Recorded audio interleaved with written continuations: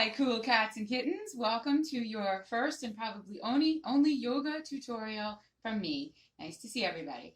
So what I'm going to demonstrate for you today is a series of poses that when put together create the sun salutation. Many of you have probably heard of this. Some of you may have even done it, but this is a real staple in yoga practice. It's a great way to get a full body stretch. And if you haven't done these poses before, I'm going to show you how they're done, and then I'm going to put them together so you can see how the whole series works when you do it fluidly. So what we're going to start with is prayer pose, which I'm sure you've seen before.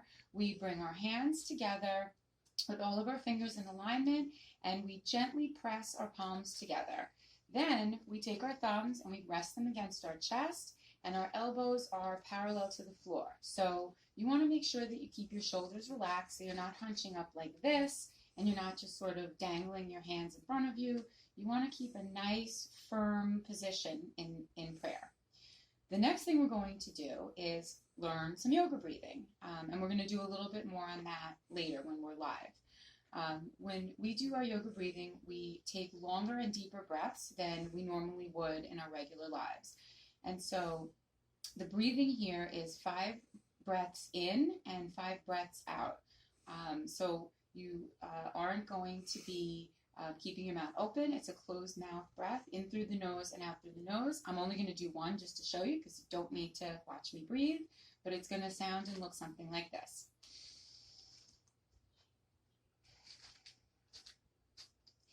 And when you take your next exhale, we're going to move into the second part of the series where we're stretching our arms over our head, and we're going to lean back to the point where we encounter a little bit of resistance but no pain. I'm going to turn to the side to do this so that you can see how it looks.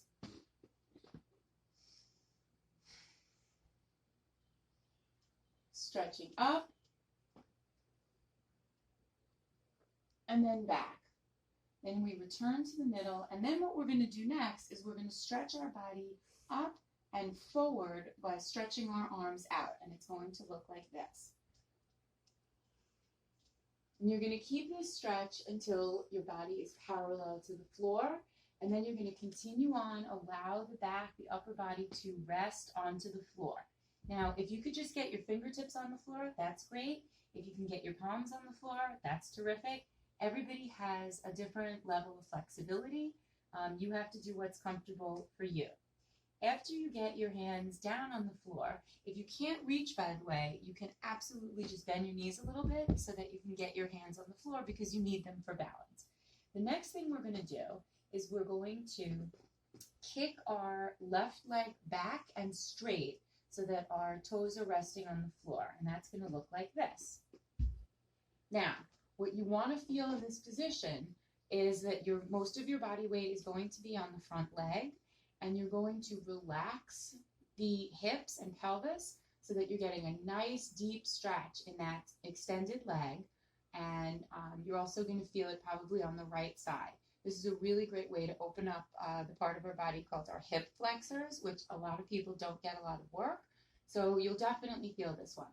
Then what you're going to do is you're going to make sure that your hands are right next to extend your foot that's in the front, and you're going to gently lift your chest and your head to look up. The next thing we're going to do is a move that is going to start out as a plank, and we're going to end in what's called cobra pose, and that's going to look like this. So you plant your hands on the floor, you bring your other leg back so that you are in the plank position. You can either lower yourself to the ground from plank, or if you're more comfortable, put your knees on the ground and then lower yourself that way. All right? So that's going to look like this.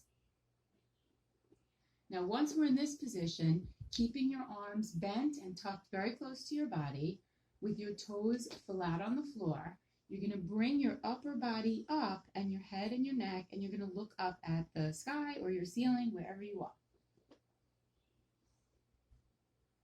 Now, the next move after we come down to the ground is going to be one that everybody probably knows called downward facing dog. And that's going to look like this. Your hands are planted on the ground.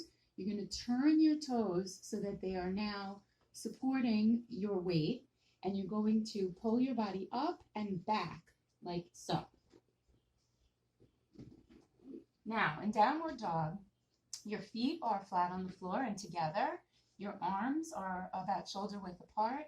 And what you're going to do is you're going to be raising your lower body up while allowing your head and your neck to sink in and try to kind of make this V shape.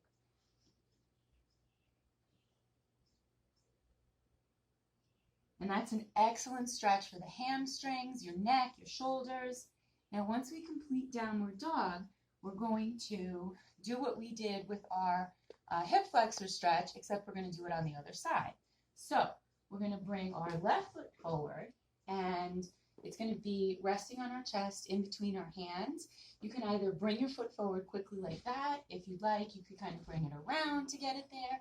And if you need to, you could just gently inch your foot forward until it is in the proper position right under your torso. And then we're going to drop that hip and our pelvis again like we did before. Get that nice stretch in the hip flexor region and gently let the body rest and look up. Now we're going to bring our feet together. And again, you could kick your leg in and just do it in one motion, or if you're more comfortable, just gently bring your foot forward until both feet are together in between your hands. Now the last move is to stand up to where we were before. So you can either bring your hands together in prayer and come up slowly, lean back and come back to prayer. Or if you're more comfortable from this position, you can bend your knees, bring your hands to your knees, and then slowly come up that way, using your arms and knees for a little more support. And then we're back in prayer. So I'm going to do the whole series very quickly just so that you see how it looks when we don't take any breaks. And if you'd like, you could try it yourself. All right, so here we go. I'm going to turn to the side, sorry.